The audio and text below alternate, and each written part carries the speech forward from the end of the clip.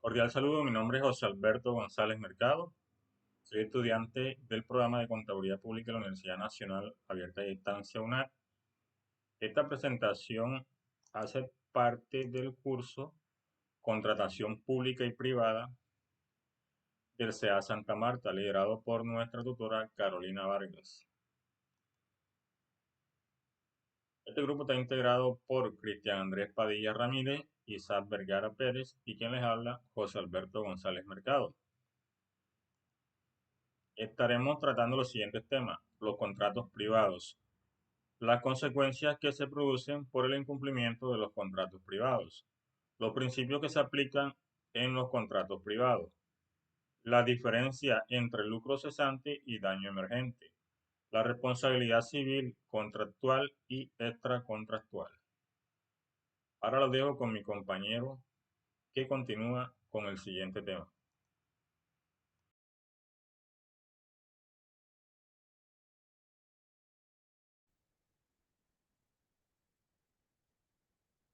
Identificación de los contratos privados en Colombia.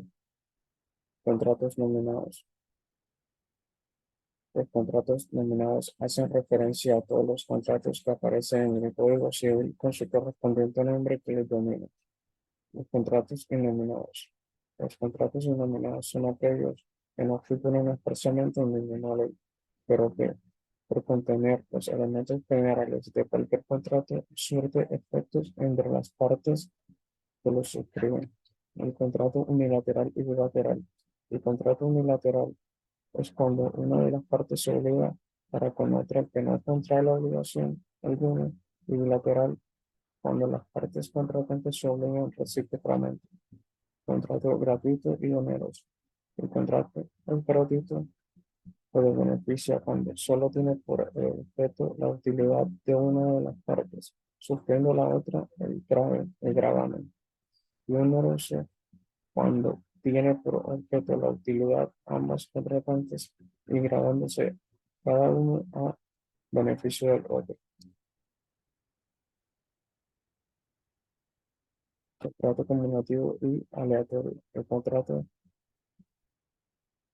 oneroso es conmutativo, cuando cada una de las partes se obliga a dar o hacer una cosa que se mira como equivalente a la otra parte debe dar o hacer a su vez, y si el equivalente consiste en una contingencia incierta de ganancia o pérdida, se llama aleatorio. Contrato principal y accesorio. El contrato es principal cuando subsiste por sí mismo sin necesidad de otra convención, y accesorio cuando tiene por objeto asegurar el cumplimiento de una obligación principal de manera que no pueda subsistir sin ella. Contrato real, solemne y consensual. El contrato es real cuando, para que sea perfecto, es necesario la traducción en la cosa que se refiere. Es solemne cuando está sujeto a la observancia de ciertas formalidades especiales, de manera que sin ella no produce ningún efecto civil, y es consensual cuando se perfecciona por el solo consentimiento. El contrato de término fijo debe figurar siempre por escrito y su duración no puede ser inferior a un año o superior a 3 años. De ser así, este pasará a ser renovable indefinidamente. Contrato de término indefinido. Este cuenta con una fecha de inicio, mas no de terminación. Contrato de obra o labor. Este se celebra durante una hora específica y termina en el momento que la labor llega a su fin. Contrato civil de prestación de servicio. Se celebra de manera bilateral entre una empresa y una persona natural o jurídica, es- especializada en alguna labor precisa. Contrato de aprendizaje. Es una forma especial de vinculación a una empresa, ya que no se considera un contrato laboral como tal. Contratos comerciales en Colombia. Los contratos son contratos de promesa de compraventa, contrato de compraventa, contrato de arrendamiento de vivienda urbana, contrato de permuta, contrato de mutua, contrato de comodato.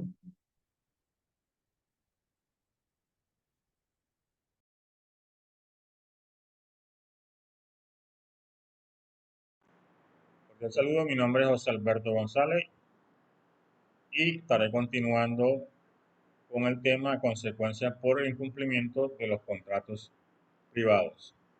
Y también estaré hablando de los principios que se aplican en los contratos privados. Estaré colocando unos ejemplos de incumplimiento de contratos.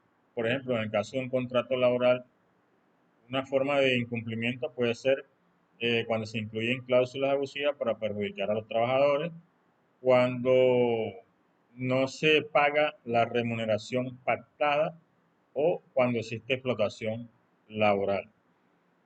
En el caso de un contrato de compraventa, cuando no se cumple con el compromiso verbal o escrito establecido o cuando las personas quieren eximirse de las obligaciones adquiridas.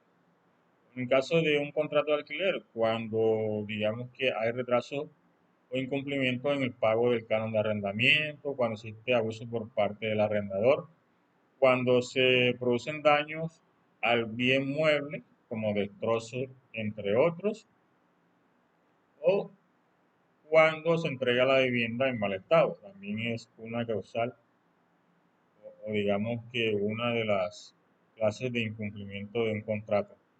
En un contrato de obra, cuando hay fallos en la realización de la obra, cuando hay incumplimiento de los pagos acordados o cuando hay retrasos en la entrega. Eh, esta clase de incumplimiento en contratos privados podemos dividirlo en tres categorías: incumplimiento tardío, incumplimiento parcial e incumplimiento total. El incumplimiento tardío es el tipo de incumplimiento que no puede ser subsanado, porque una vez que la fecha de cumplimiento ha transcurrido, no se puede hacer nuevamente. El incumplimiento parcial es el cumplimiento de solo una parte del acuerdo y el incumplimiento total es la falta de satisfacción con lo cumplido, aun cuando se haya hecho en su totalidad. Consecuencias del incumplimiento de contrato. El incumplimiento de contrato puede tener graves consecuencias para los afectados, como son daños económicos, perjuicios materiales, perjuicios morales, lo cual puede afectar directamente a una de las partes.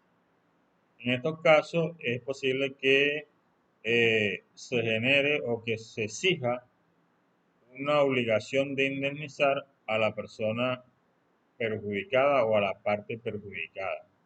Y para esto hay que tener en cuenta, o para el cálculo, no solamente los daños por pérdida sufrida, sino lo que se dejó de percibir, es decir, el daño emergente y el lucro cesante, que más adelante va a ser explicado por otro de nuestros compañeros. Los principios que se aplican en los contratos privados son muy diversos, entre los cuales tenemos principios de autonomía o libertad de contratación, principios de obligatoriedad o fuerza vinculante, principios de buena fe, principios de reciprocidad en los cambios, principios de efecto relativo, principio de consensualidad. También tenemos el principio de costumbre, el principio de enriquecimiento sin causa, el principio del abuso del derecho, principio de error común y el principio de imprevisión. Bueno, esto ha sido todo de mi parte y doy paso a mi compañero que continúa con el siguiente tema.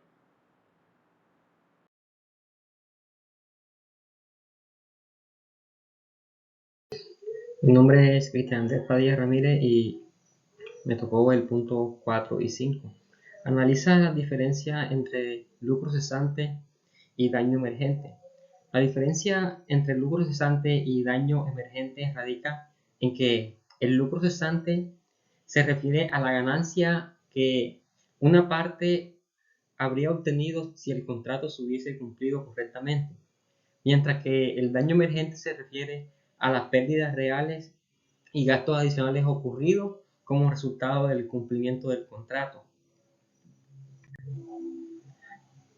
El otro punto es: define y explica qué es responsabilidad civil contractual y extracontractual.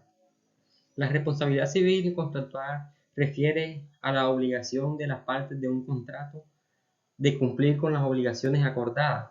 Si una parte no cumple con sus obligaciones contractuales, puede ser considerada responsable y estar sujeta a indemnizar a otra parte por daños sufridos. Mientras que la responsabilidad civil extracontractual se refiere a la obligación de las personas a indemnizar a otros daños causados fuera de un contrato. Generalmente estos resultados de un acto ilícito o negligente. Ambos tipos de responsabilidad civil pueden dar lugar a acciones legales para buscar compensar por los daños sufridos. Bueno, esto fue el video. Muchas gracias.